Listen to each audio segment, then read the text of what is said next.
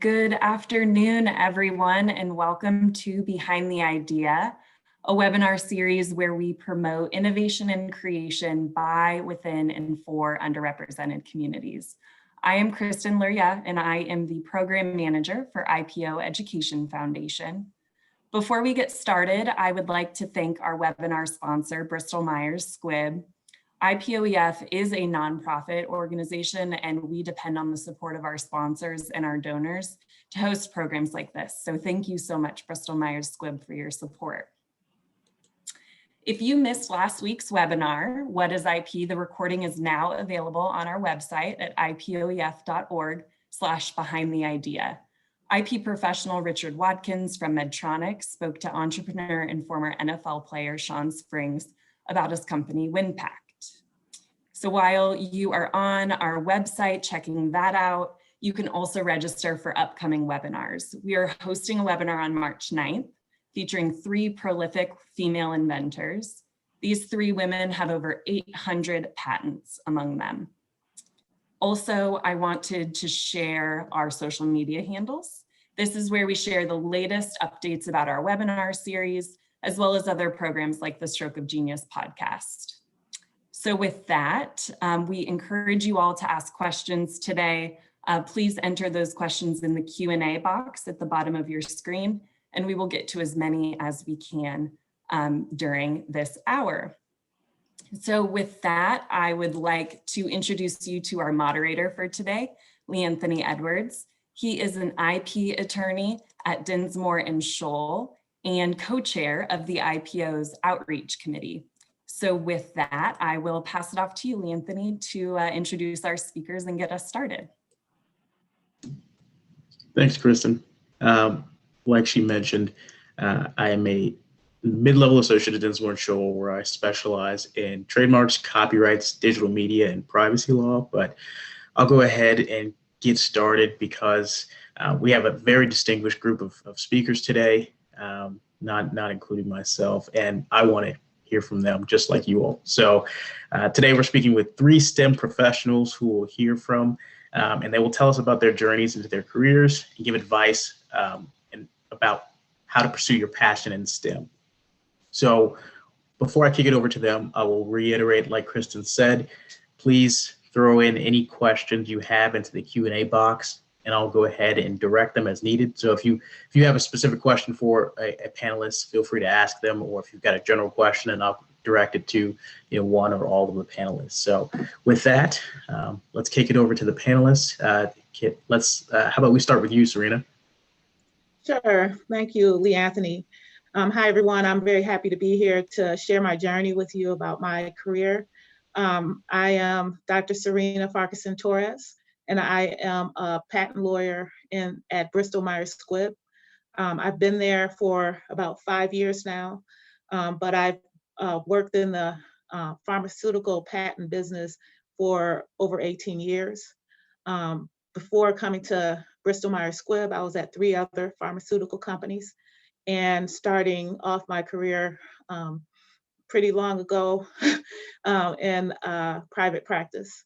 My educational background was that I have a bachelor's in chemistry from Howard University and a PhD in biological chemistry from the University of Minnesota and a JD from the University of North Carolina, pulling that all together into a career as a patent lawyer.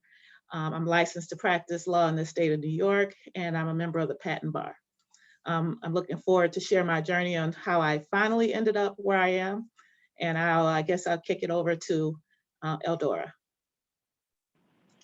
Hi, I'm Eldora Ellison. I'm a partner at the law firm of Stern Kessler, Goldstein & Fox in Washington, D.C., and I'm delighted to be here. So thank you so much to IPO Education Foundation for inviting me to join this discussion. A lot of my background is pretty similar to Serena's, actually. So I have a PhD, it's in biochemistry, molecular and cell biology, which I got at Cornell. And before that, I got my bachelor's degree in biology from Haverford College. But after getting my PhD, or actually while I was thinking about getting my PhD, I started thinking about careers in patent law. And I after getting my degree, I joined a law firm, and I'll tell you more about that later if you'd like. And then went to law school at night, which takes 4 years instead of 3. And so I went to Georgetown for my law degree, and then became a partner at, ultimately became a partner at the firm where I currently am at Stern Kessler, Goldstein & Fox. Chris? Hello, everyone. My name is Christopher Williams, and I am the STEM Education Specialist at the National Museum of African American History and Culture.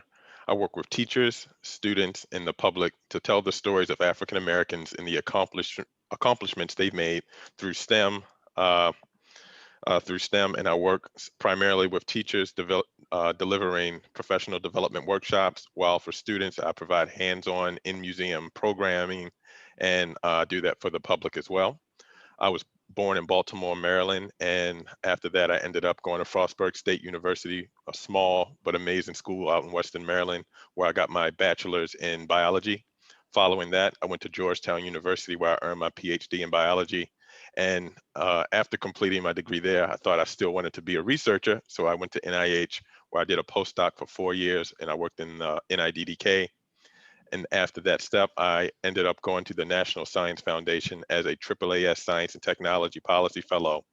And finally, after that step, I ended up where I am now at the National Museum of African American History and Culture. I've been here for now 2.5 years, and it's an amazing job, and I can't wait to answer your questions. All right. So that was, I don't know about the rest of you guys, but hearing from these 3 intelligent folks, all doctors, by the way, I'm fired up. I'm ready to go. I've got questions of my own. I don't think we have any questions from you all yet, but I'm prepared with questions of my own because I want to hear from them a little bit more. So let's start in reverse order. Chris, we'll kick it off with you. If you have I guess, can you tell us a little bit more about what your daily work life looks like and how STEM comes into play? You mentioned, of course, that that's kind of a big part of your job, but can you talk a little bit more about that? Okay, so my work life is different just depending on what time of the year it is. Between January through about July, that is my busy season. That is when we're doing most of our programming. Normally our programming is in person, but since none of us are able to go to the museum currently, all of my programming is now virtual. The programming that I put on are professional development workshops for teachers. We have interview series where we highlight and interview STEM professionals of today. We have other programs that are designed specifically for students to learn history, but also at the same time engage in STEM principles and practices. And so during the time between January and July, most of my time is spent preparing for programs and delivering programs. This week alone, I think I probably have 2 or 3 different individual programs that I'm working on. But during the period between September through December, this is a time for reflection, a time for me to start my planning for the next year's activities. And I'm just going to give you a simple view of what a daily day would be like with me at the museum. So I get to the museum. One of my favorite things to do is honestly walk around and just see some of the different exhibitions, just to get any ideas that will help me along when it comes to creating any new programming that we're going to have. After that, I'll go sit at my computer. We all do this. We answer emails. Then after that, I have probably 1 to 2 meetings each day. Sometimes they're with people within the museum, and other times they're with people external to the museum. Either from other Smithsonian institutions or from other government organizations, such as the NSF. I work closely with some folks from the NIH from time to time. And so my job, honestly, is exactly what I want it to be. I have a lot of time where I'm able to sit and be by myself and be with my own thoughts and develop my ideas. But I also have a lot of time to bounce ideas off of others and sharpen them so that they are more effective and more efficient when it comes time to deliver them to the public. Awesome. Thanks for that. I appreciate that. At least, like I said, for my own benefit, these questions I want to know the answers to too. So with that, I'll go ahead and kick it off or throw it to Eldora. Sure. So one of the things I love about my job as a partner in a law firm is the variety of work that I get to handle, and the fact that it's a combination of science, most particularly biology for me, and law. I like working at that interface between the two disciplines. And I will say, when I was finishing up my PhD and thinking about going into law, one of the professors I knew very well was always very concerned about whether I would use my science. And I assure her every time I talk to her that I use it every single day in detail. And so my daily life could include a number of different things, like reviewing legal briefs that we're going to file. But these legal briefs not only get into the weeds on technology, but they're very commonly supported by declarations or affidavits from scientific experts who are talking in detail about the science. Or maybe it's including declarations from inventors, and those inventors are talking in detail about their invention and the very specific experiments they did on this day, and then the next day, and then the day after that. And that's particularly true for one of the projects that I handle right now, which relates to CRISPR gene editing, which a lot of you may have heard about in the news lately, because it's sort of the next generation of ways to edit your genome. And in fact, the inventors just got the Nobel Prize for this. So that kind of work is very exciting because it's very cutting edge and it's very scientifically detailed. Other aspects of what I do, though, are more on the legal side, whether it's reviewing, say, a legal brief that someone's written. One of my associates, for instance, I don't do a whole lot of initial writing myself. At this point, I'm more likely to review someone else's work at this stage in my career. But earlier in my career, I would have been the person drafting that brief. Now I'm the person revising it. Now I'm the person who has the buck stops with me when it comes to talking to the clients about our cases and developing strategy. So I spend good portions of my day doing that. At other times, like if I'm going to be taking the deposition of some famous scientist, I've got to get into the weeds and really know the scientific and technical issues. And so I'm studying for that and thinking about what is the strategy that I'm going to use for that deposition. Or maybe I'm going to prepare for a hearing. We don't have hearings every day, but when we do have them, it's very intensive work. And when the questions are being thrown at me like a bunch of darts, I've got to be prepared both on the science and the law to back up our arguments. And so I really like that. And then just briefly, there's a whole other aspect to the work that I do, which is the non-billable work. All that stuff I just talked about is stuff that we would charge clients for.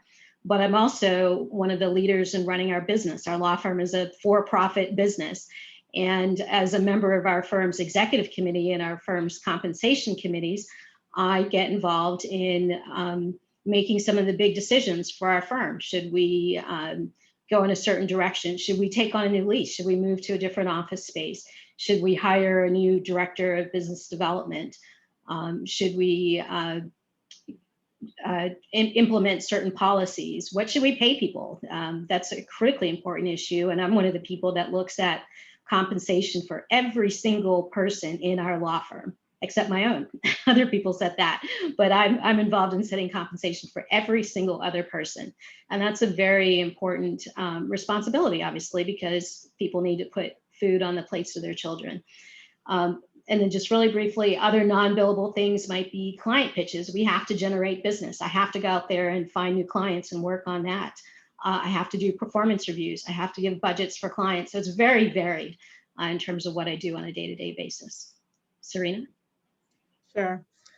So although both Eldora and I are both patent lawyers, I'm a in-house counsel, whereas she is outside counsel. And so our definition of clients are very different. So when I refer to my clients, I'm speaking about scientists who are actually inventing the inventions in the laboratories. It could be early discovery where they're just finding the initial molecules and testing them to see if they would respond to different assays. Or it could be later in development where they're looking for more patient-centered inventions, such as the actual commercial formulation that you would take as medicine from the pharmacist.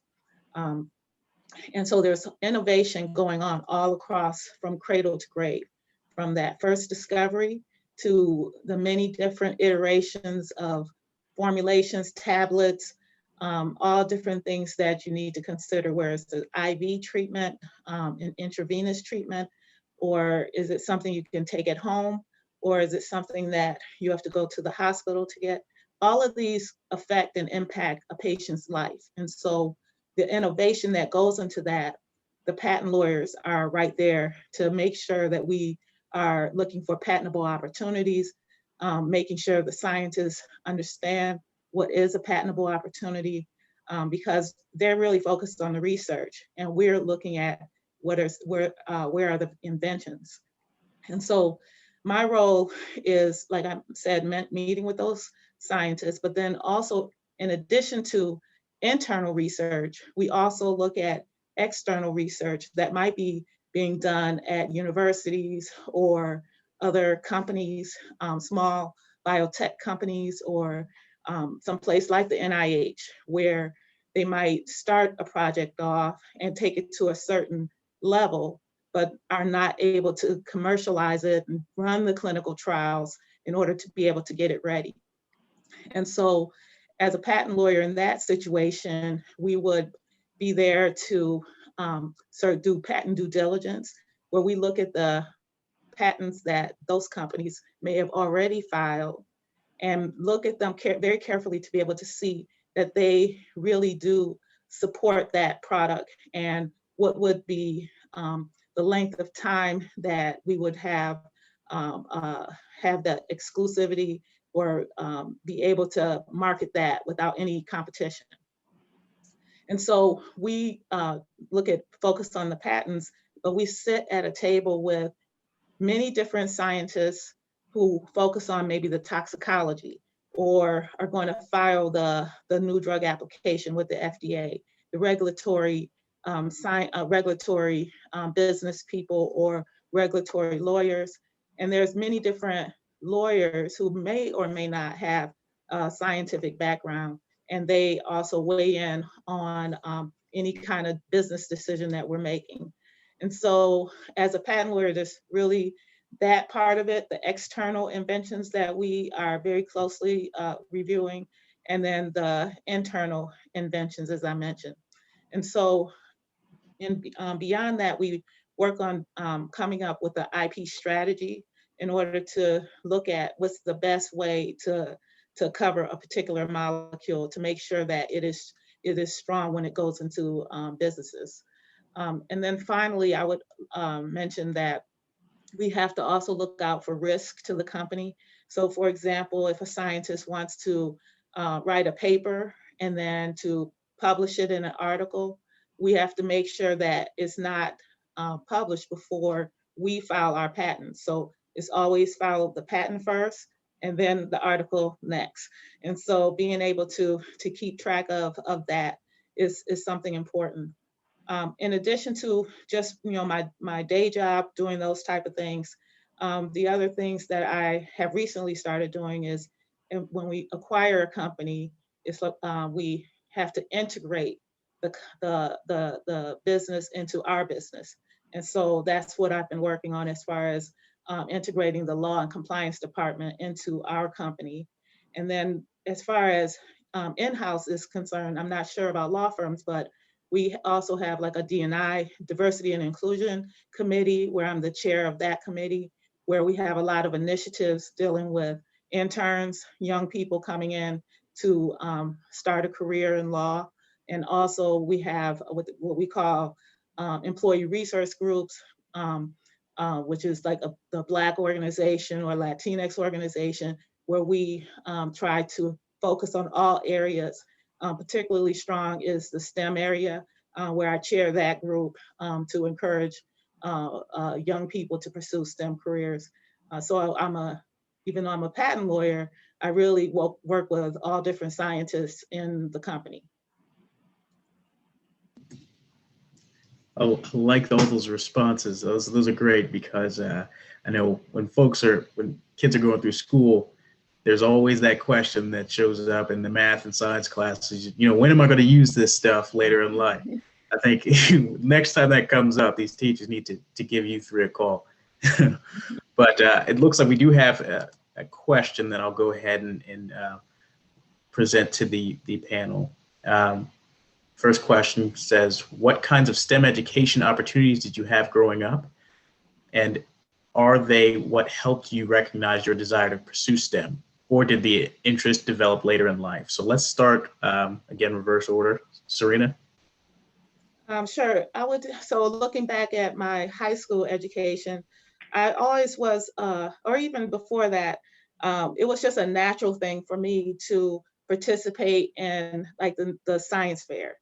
So I feel sorry for my mom. I used to drag her around to get all these materials and then put my little science fair together. But that was something I enjoyed, and that was natural.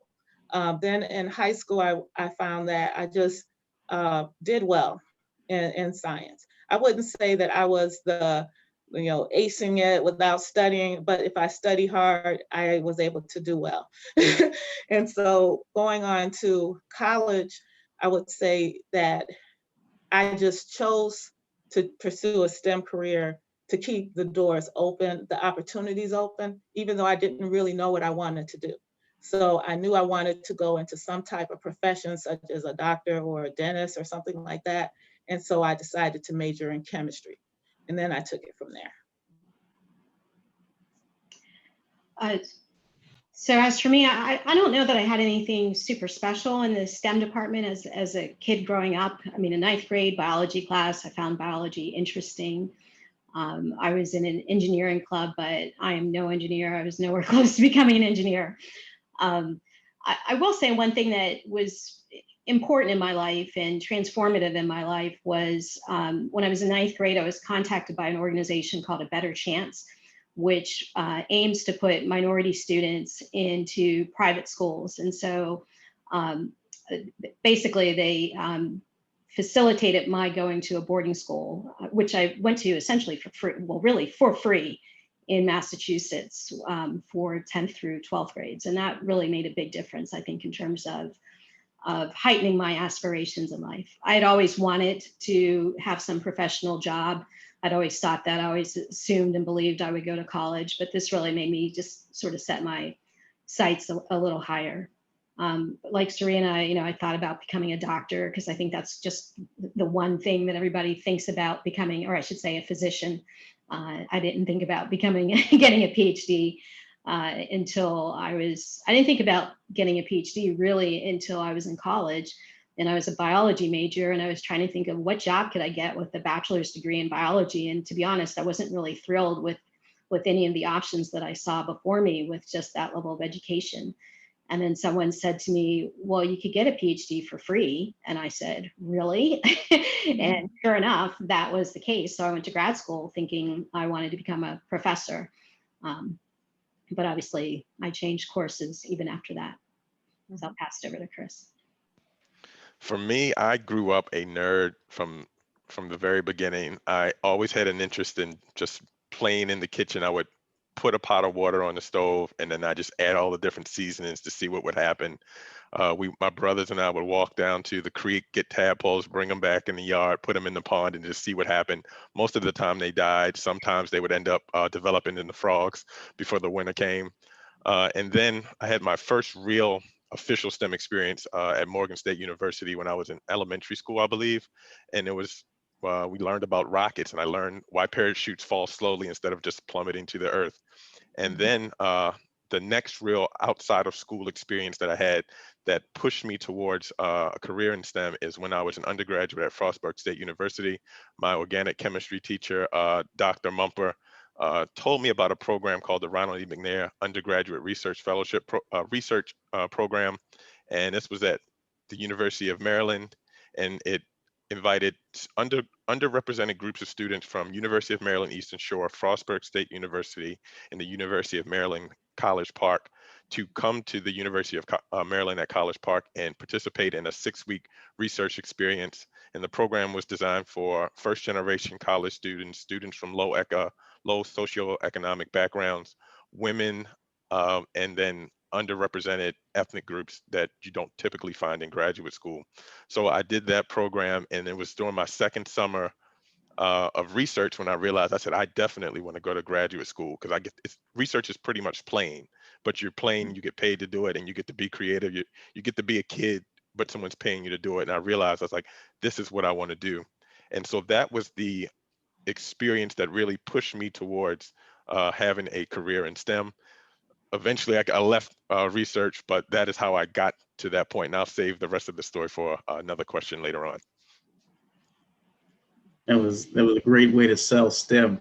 You know, research is playing. I'll take that with me forever. We have another question that's directed more to the women on the panel. Have you ever noticed any discrimination or difficulty being a woman in STEM? I guess we can start with Eldora. I don't know if it's so much STEM as it is just being a woman in the world or being a woman in law. I mean, for me, I went from getting my PhD to working in a law firm. I didn't work really in science. So, but I also have to say, as a woman of color, to me, these issues, being a woman or being a woman of color, are almost always inseparable. Sometimes they are separable, but almost always inseparable. And so over the years, for sure, I've noticed times where people make assumptions about me and about whether I belong in a place or what my abilities are.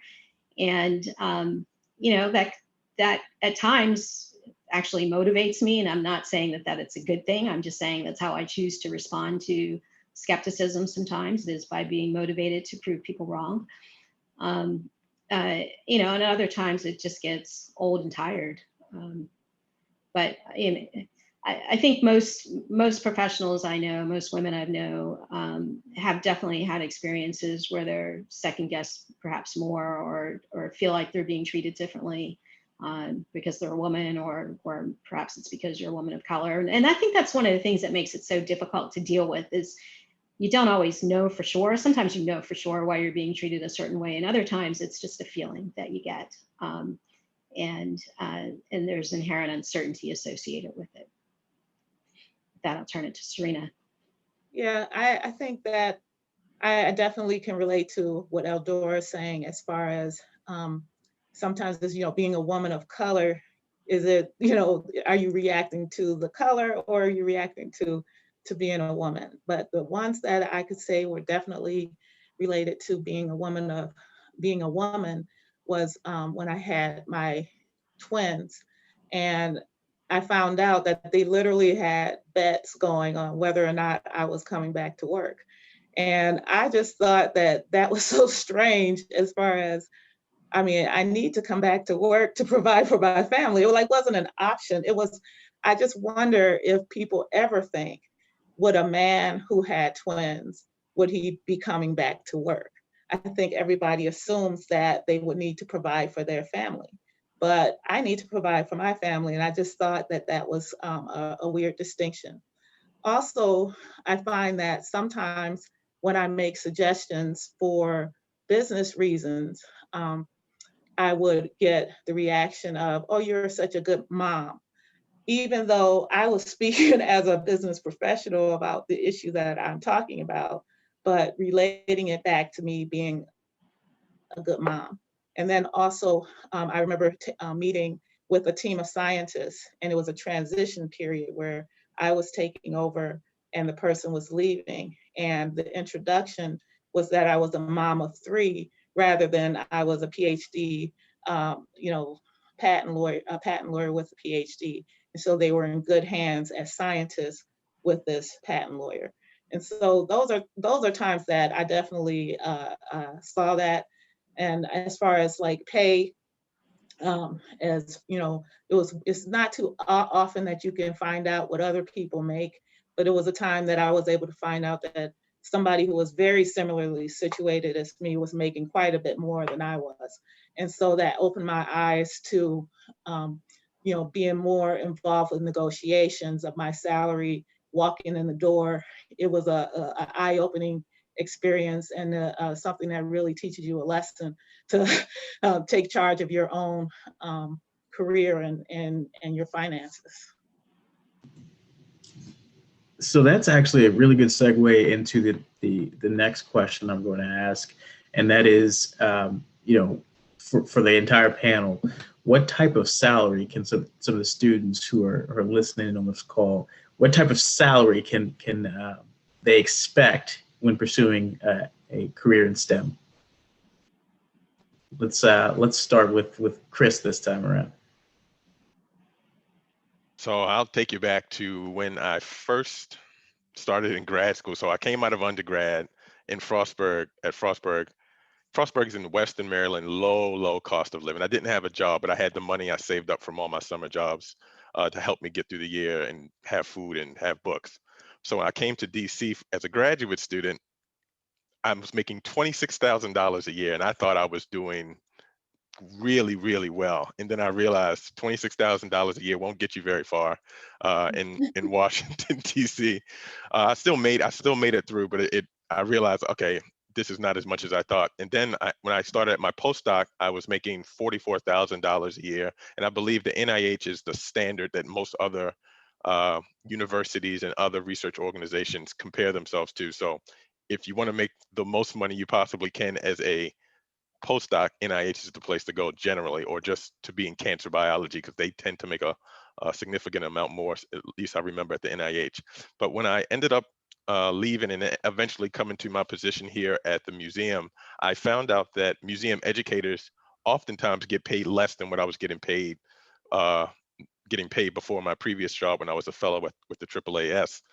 So a lot of people can come out of undergrad or maybe out of a master's degree program. Some people may start at $40,000, $45,000, and there may be some people who start less depending on where you are working. So in Washington, D.C., I know that the salary for government organizations is adjusted at a higher rate than it is, for example, if you lived in Iowa somewhere. So you may be making more than the number I just gave you, but it's still adjusted for the cost of living here. But you can make significantly more as you move yourself up through the ranks, and depending on what your academic record is. If you come out straight out of undergrad with no experience, you'll probably be making somewhere 35 to 45,000. If you come out with a master's degree, you may be towards that upper end. If you come out with a PhD or a doctorate or have extensive experience, you can expect to make more, somewhere probably about 60, I believe this was about 61,000 was the starting salary that I noticed when I was doing my research and looking for positions. So those are the approximate numbers that you can expect. You can also expect that they're probably a little different now because this is almost 3 years ago.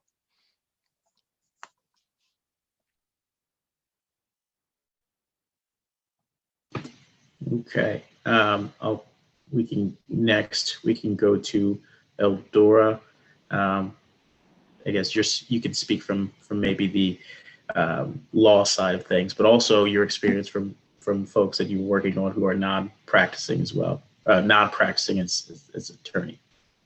Yeah, I mean, in the legal profession, at least in patent law, I would say like folks who are joining, there's a huge range. And so I would say, folks who are joining a firm with, let's say, a PhD, but no legal training whatsoever, as like a technical specialist who then may go on to become a patent agent. They might start in like the 80s or so. They could earn in the 100, around 100 within a couple of years, 100,000 that is. And I would say they probably plateau maybe around 200K if I'm not mistaken.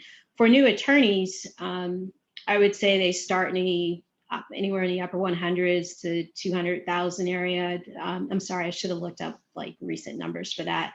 But then, obviously as they move up the ranks, it can go up significantly. So, young partners could be in like 300,000-400,000 range. Experienced people, very experienced, successful business developers, successful attorneys can be in the 7 figures. So there's a huge range, and it can be, quite lucrative. Yeah, so it's funny. I was wondering if it would line up with what I thought too. Definitely the numbers that I can kind of remember along the way, and they probably have changed quite a bit too, was I would say as a postdoc at a university, was like 25K. So NIH was good compared to that. And then as a graduate from a PhD graduate, I know they made about 65K. So that sounded familiar as well.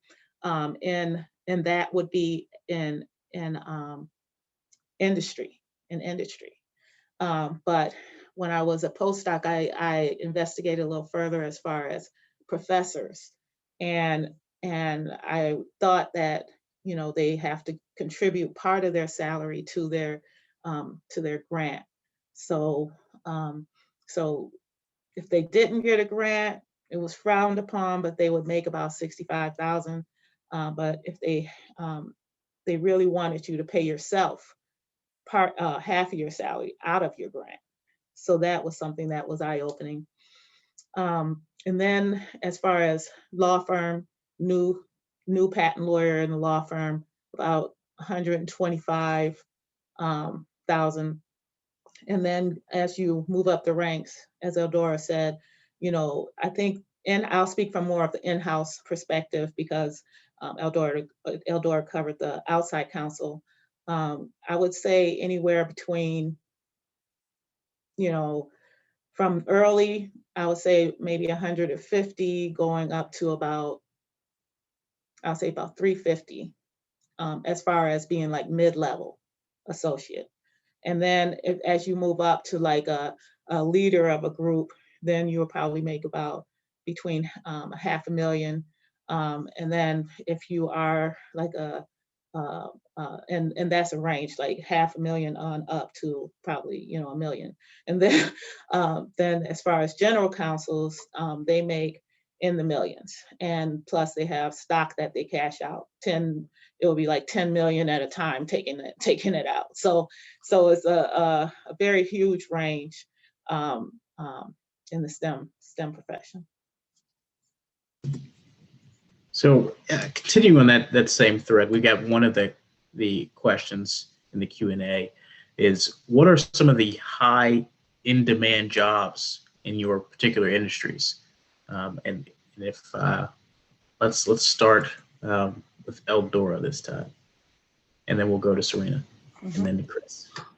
Sure. I mean, I think anything relating to computers, or I shouldn't say anything, but a lot of things relating to computers are in demand, or going to be in demand. I think in particular, things relating to cybersecurity have got to be in demand, and are going to stay in demand because there are so many thieves trying to steal everybody's money at every turn. You know, folks that can shut down all the hackers, I think they're going to always be in demand.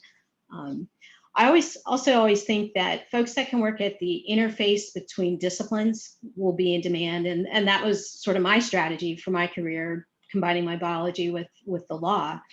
I think to the extent that folks can do that, even in more refined ways, will be in demand, such as the interface between biology and computers. We're seeing that more and more with digital healthcare issues and just mining the data that can come out of clinical trials or other research, and combining that with some knowledge of biology, I think is an example of something that's cutting edge. And just generally, I think a lot of what we're seeing when it comes to the development of therapeutics these days, it's more on the biology side than on the chemical side. So like if you turn on the TV and every drug commercial you see, practically every one of them has a drug that ends in the syllables MAB, M-A-B, and that's because they're all biologics and they're all antibodies. And I see that as the future. I'll pause there. Yeah, I definitely agree with Eldora. If you could have a background that's between disciplines. I see with like a Master of Business Administration, MBAs with science, you'll see a lot of those people being able to move up quite well in the company. I think, you know, our company is always hiring, all the way across the board. So it's from the scientists, all different types of lawyers too.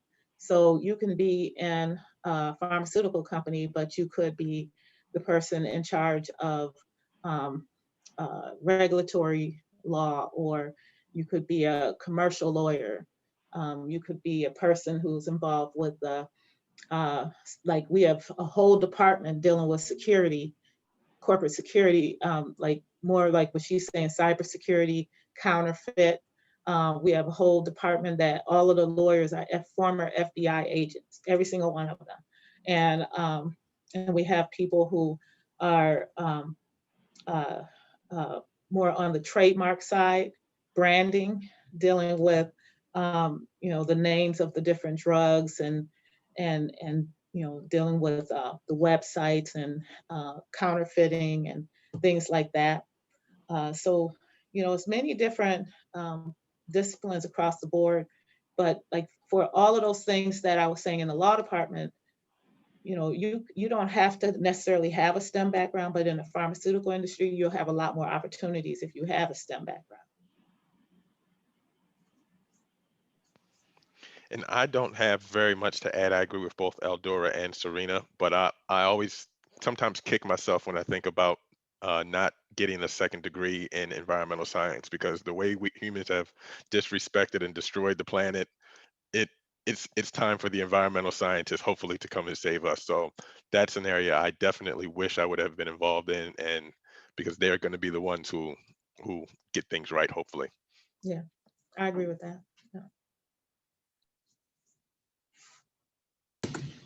So with this being Black History Month, I'd like to ask another one of the questions here in the Q&A, and it's, what Black inventors in STEM fields have you been inspired by? I'll go ahead and throw away mine. I hope I don't take any away with yours, but with myself, I grew up a big video gamer, so Jerry Lawson being involved in helping put cartridge video games on the market has been huge for the industry, which has exploded to this day. And I think a lot of folks owe a lot to his team in helping to do that, because I don't think we would be where we are today. But what are some of yours? Let's start with you again, Chris. For me, I'm always inspired by people who are following their passion and trying to do good and help others. So the person who I'm going to talk about is Bessie Blount Griffin.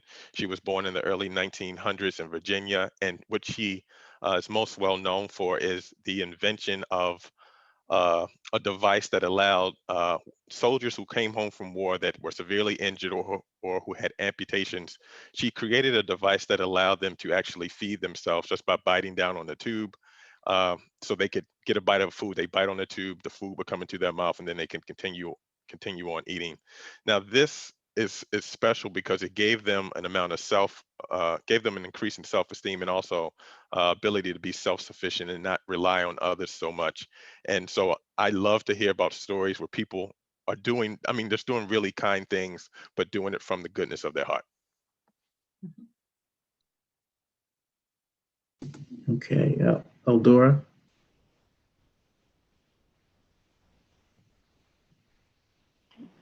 I often think about Charles Drew, who was known for blood transfusions and innovating that technology.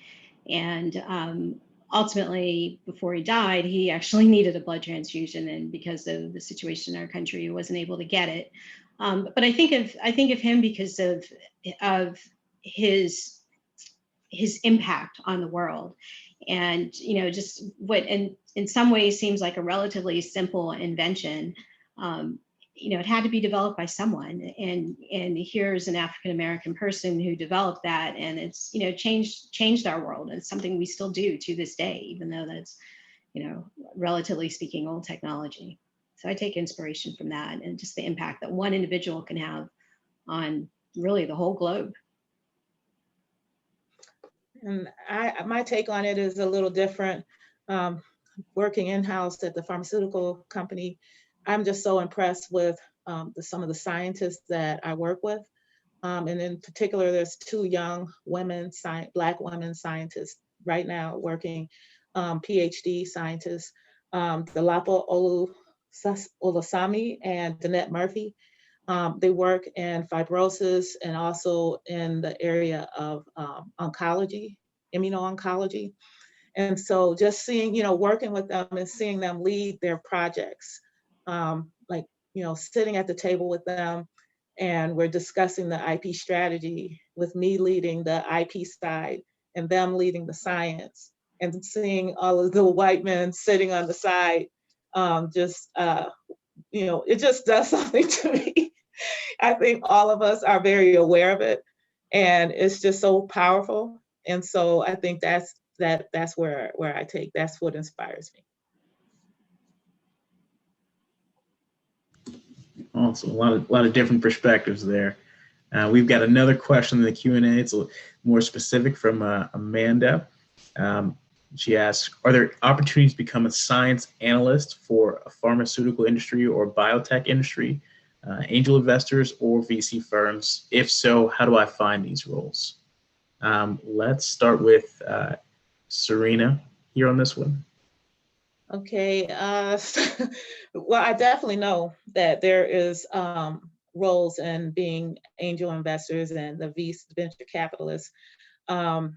I'm not sure exactly how to get involved. I'll turn that over to Eldora, but what I can tell you is that I have seen whole companies, like a person developing their own company based on that, because if they have that knowledge about IP, about patents, if you know about science, and then you can kind of track where a particular drug is going to go. Is it going to do well? Is it not going to do well? Looking at the patents to be able to see, is it a strong patent? Is it a weak patent? Is it something that will go for a significant length of time? So all of those things are questions that you need to be able to answer. And based on those answers, a lot of venture capitalists will decide to invest their money and be able to maybe have a startup company, be able to take their research. They need money in order to do that research. And so they need someone to invest that capital. They do their research, take it to a certain limit. And this is where the big money is. What we talked about, salaries, is nothing compared to what I'm about to talk about. If you do research, take it to a certain level, and then bring it back to a pharmaceutical company for them to take a look at it to see if they want to take it to the next level to be able to market it. You can make, I have seen people make hundreds of millions of dollars. So this is risky because you have to be able to feed your family in the meantime, be able to have your daily life, and you don't know if it's going to work. Because even in our business, we don't know if the drug is going to work. So if that's the only drug you're working on and you're betting the farm on it and it doesn't work, then there becomes a big issue. So, but people do it, and it's definitely a market for that. Yeah, I think I totally agree with you on that's where people can make some very serious money, is in bringing drugs to market or being involved in companies that are acquired. Even if you're, the in-house counsel for some startup company that goes public and gets acquired by some big pharmaceutical company, people can make many millions doing that. But back to Amanda's question, I think the only things I could add beyond what Serena said would be to try to develop contacts with folks who are in the C-suite, the corporate suite, the business development folks, the CEOs. And I think maybe the best ways to do that would be to get out there in the business community, whether it's in industry organizations. But those are, I think, people that would have the contacts into the venture capital community, because you can't just walk in off the street necessarily and get the contacts into that VC community. But those jobs do exist. The analyst types of jobs do exist, and I think through networking to get in touch with the VC types would be the way to do it. There may be better ways there probably are better ways that I couldn't tell you. And I can say one thing that I learned along the way too is that, getting to know people who are in a company is important too, because one thing I didn't appreciate was that, what our white counterparts know. I'm gonna be honest. they freely recommend their friends to bring, some idea inside the company. And then we evaluate it and we look at it as a serious deal. So I had to actually ask them, is that okay for me to just bring somebody inside the company who I know, and recommend their idea to you? And they said, oh yes, just they need data. They need to make sure they have data. And I didn't appreciate that. So there's many doors open, and we have to be careful not to close the doors for ourselves just because we don't know, it's lots of people doing it. And we have to be aware to, like, if we have a position inside of a company like that, and somebody comes to you who, wants to, you to open the door for them, there is a possibility to open it, that even if that person doesn't appreciate that they have that power. So.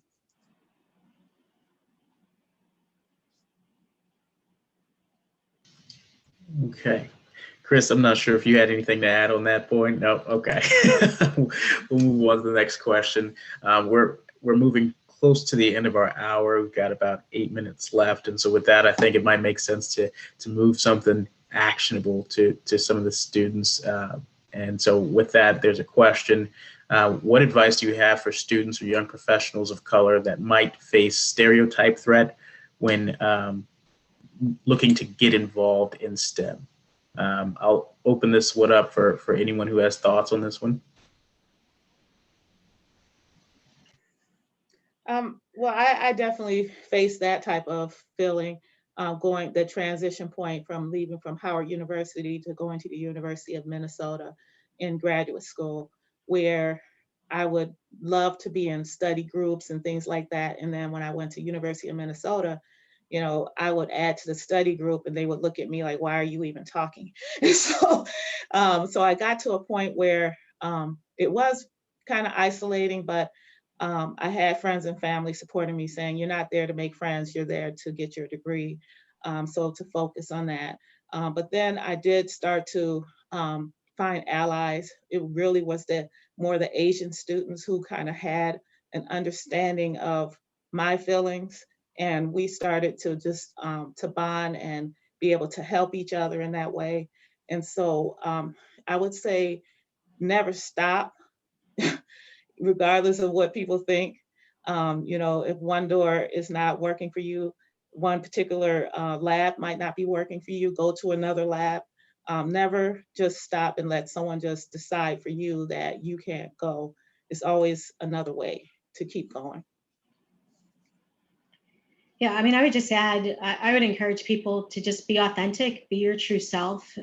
You'll sleep better at night and respect yourself better in the morning if you have the courage to show the world who you really are. And then beyond that, just continue to strive your best to be an excellent person, and the rest of it will sort itself out, I think, eventually. And as Serena says, don't stop. Mm-hmm. And I know I definitely dealt with that feeling. I still deal with those feelings of uncertainty from time to time now, but you just have to realize that most people deal with some level of uncertainty. Most people just don't say anything about it because they don't want to look weak. They don't want to look like they may need help. But everybody, well, not everybody, most people deal with feeling like they're inadequate and may not necessarily belong. I felt like that a little bit in undergrad when I was one of two African-American students in my science courses. I felt like that sometimes in graduate school if I was having difficulty with the topic that other people weren't having difficulty with. So what I would suggest is to find your support group and make sure that you find people whose strengths are your weaknesses so that you can continue to develop and become the best version of yourself that you can be. And just remember, you may never be 100% confident in your abilities all the time, but you don't need to be. Just remember, you're smart enough and determined enough to get where you are right now.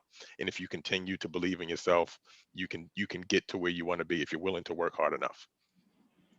I'll just add to that, some of the most insecure people I know are also extremely successful.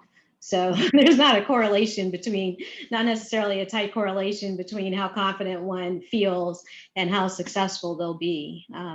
So take comfort in knowing that not everyone feels 100% confident all the time. Mm-hmm. It's just get used to it to some degree. All right. I think we have time for at least one more question, and so this one's more from me. But being that you guys are in, kind of trailblazers, I say each one of you are trailblazers in your field, and not as likely to have folks that look like you in the office or in your workplace or in your field. How important were mentors for each of you, and how important is it that students today or young professionals today looking towards STEM find mentors? This one's also open for the entire group. I'll start with that. I think mentors are incredibly important. But I also think it's important to realize, at least it's my experience, that I was able to get a lot of mentorship, and to this day continue to get a lot of mentorship from people who look nothing like me. Mm-hmm. And frankly, the two people who've had the biggest impact on my career as a professional were white men. And if I had waited to look around for another Black woman, there was no one ahead of me. Not at my first firm, not at my current firm. I'm the first Black partner at my law firm. There are others behind me, which is wonderful. But I was able to learn a lot and get a lot of support from some folks who didn't look like me. And it makes a huge difference to have that kind of person. So I think trying to make those connections, build relationships, build a trusting relationship, doing it across the board, no matter what anyone looks like, I think can benefit everyone here. It would be great if there were, more people that had looked like me, but that just wasn't reality. Mm-hmm. Yeah, and I think mentorship, I totally agree with you, Eldora. I have mentors who are inside the companies, mentors who are at other corporations. Sometimes that works too, because maybe you feel a little bit more open to share with someone who's not in your internal company.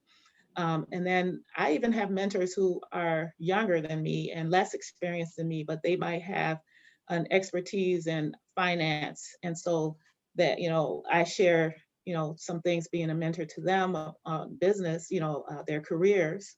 And then they share with me about maybe finance or some IT issues. And so it's like a constant, this is a relationship building. I think is a good way to think about it too.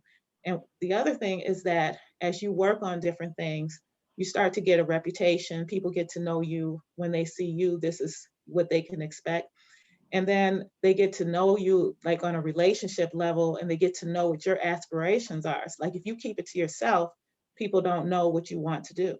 And so when opportunities come up, then they can recommend you for those opportunities if they know. So it's really good to, continue to build those relationships. I really like what Serena said when she said she has mentors that are younger than you. And I like what Eldora said when she said she has mentors that look nothing like her. Don't get fooled into thinking that just because someone looks like you or speaks like you or acts like you, that they are necessarily for you, and don't get the idea that someone who looks nothing like you or acts nothing like you is against you. You need to actually figure out by talking to someone, observing their actions to see if they are somebody who can be an ally for you. You never know who is going to help you. Like my college professor who told me about this program, the research program, she was a white woman, and she told me about it. And honestly, it changed my life. It put me on a completely different trajectory than I would have been on. Originally, I planned on being a dentist, but here we are now. So it's just you find the people who are for you, and you work with them to get to where you need to go.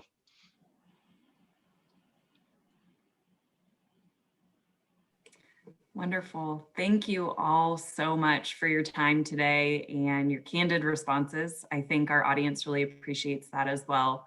Thank you, Lee Anthony, for guiding us through the conversation tonight. We hope that you all learned something tonight and will join us for another webinar soon. And again, thank you, Serena, Eldora, and Chris, so much for your time. We really appreciate it. So have a great night, everyone.